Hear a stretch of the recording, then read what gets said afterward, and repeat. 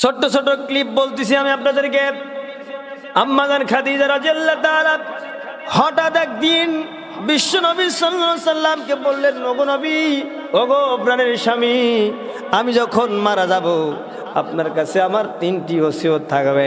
যদি আপনি এই 3টি ওসিয়ত যদি আপনি মানতে পারেন তাহলে আমি খুব ধন্য হয়ে যাব, খুশি হয়ে যাব। আল্লাহর নবী বললেন, ওগো প্রাণীর স্ত্রী, মক্কার বুকে যখন আমার জমিনে আমার কিছুই ছিল না, ধন ছিল না, সম্পদ ছিল না, টাকা ছিল না, পয়সা ছিল না, মক্কার বুকে আমার একটা পা দিব, সেই পা দেওয়ার জায়গা আমার ছিল না। তুমি আমাকে এত হেল্প করেছো, তোমার কোটি কোটি টাকার সম্পত্তি আমাকে তুমি দিয়ে উপকার করে ইসলামের জন্য দিয়ে দিয়েছ, আল্লাহ এবং আল্লাহ রাসূলের জন্য দিয়েছ। তোমার এই 3টি কি 3টি ওসিয়ত তুমি আমাকে বলো, আমি অক্ষরে অক্ষরে পালন করার চেষ্টা করবো ইনশাআল্লাহ তাআলা।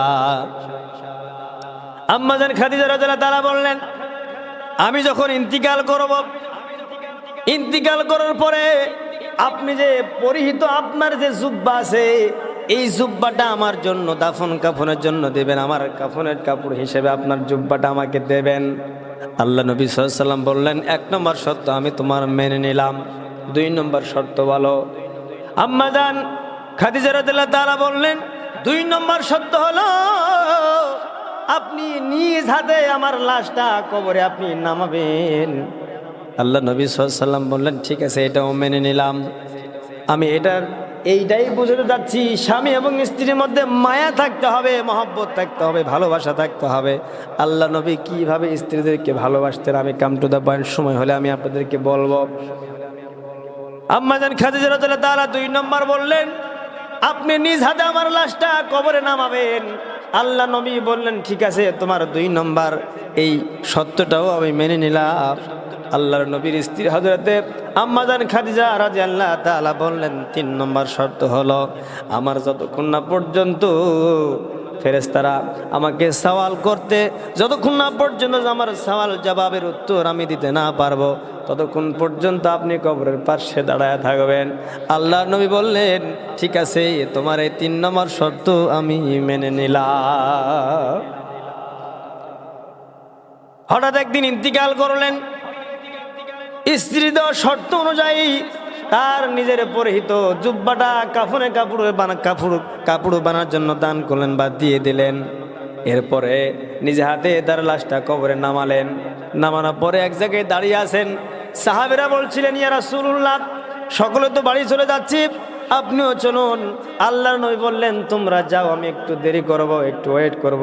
যখন কবরের পাশে ওয়েট করতেছিলেন, আমার ভাইরা, সম্মানিত ভাইরা আমার, আল্লাহ রাব্বুল আমিনের পক্ষ থেকে স্বামী এবং স্ত্রীর মধ্যে কি যে মায়া এবং মহব্বত সৃষ্টি করে দিয়েছেন।